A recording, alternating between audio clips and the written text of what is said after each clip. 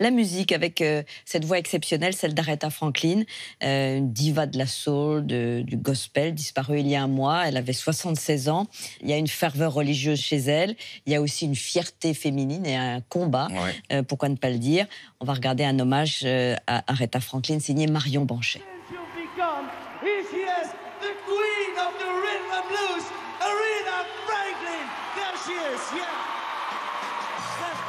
Incontestable et certainement irremplaçable.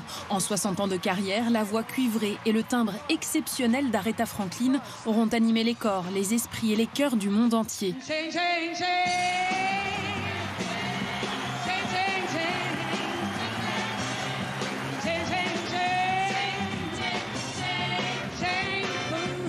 La déesse de la soul s'est éteinte il y a un mois déjà, laissant derrière elle un héritage colossal.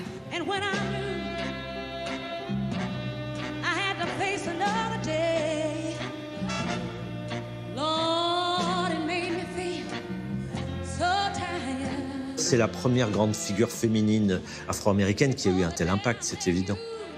Dès son plus jeune âge, la jeune Aretha est plongée dans l'univers du gospel. Elle grandit à Détroit et par l'intermédiaire de son père, l'influent révérend Clarence Lavogue Franklin, elle côtoie des pointures de la soul telles que Sam Cooke ou encore Mahalia Jackson.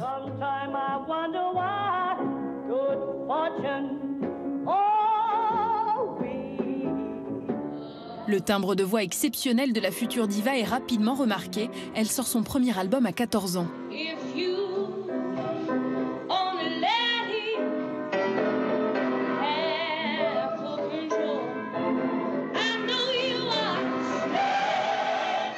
Elle avait 4 octaves complètes. C'est plus de la moitié du clavier d'un piano, donc c'est quand même impressionnant, c'est rare. Pour vous donner un exemple, une chanteuse extraordinaire et remarquable comme Billie Holiday avait un registre très limité, qui était un registre d'une octave et demie.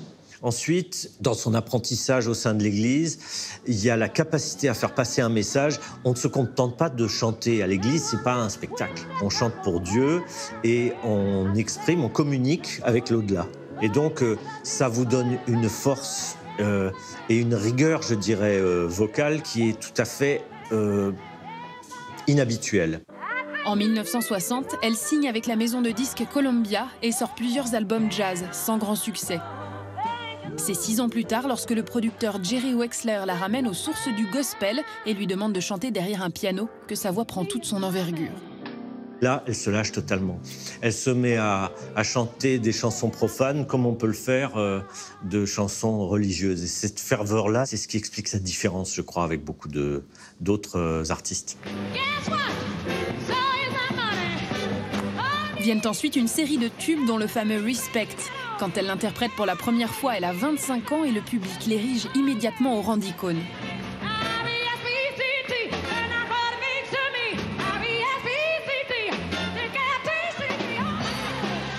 Elle a pris une chanson d'Otis Redding qui était simplement une chanson d'un type qui demande le respect à sa femme en rentrant chez lui parce qu'il a travaillé dur toute la semaine et qu'il veut qu'on s'occupe un peu de lui le week-end. Elle en a fait un hymne à la féminité et à l'autonomie féminine et à la fierté féminine. Je crois qu'en 1967, quand c'est enregistré, c'est quand même le début de ce qui va devenir la Black Pride. Et elle est une des figures vocales les plus marquantes de ce mouvement.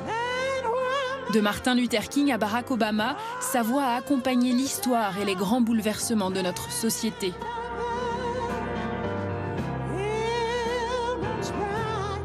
Reste désormais la légende d'une diva que la foi n'aura jamais quittée.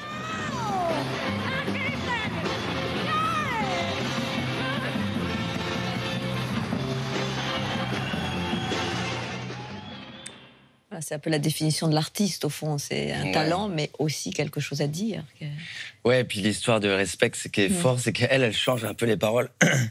Elle met moi, je veux du respect quand toi, tu rentres du travail. Je veux du respect à la maison quand toi, tu rentres du travail. C'était marrant. Et Otis Redding lui en a voulu, d'ailleurs. Ah oui. Ouais. Et ça a bercé votre... Enfin, vous l'avez beaucoup écouté, Aretha Franklin, ou en tout cas ces voix-là Ouais, tout le rythme and blues.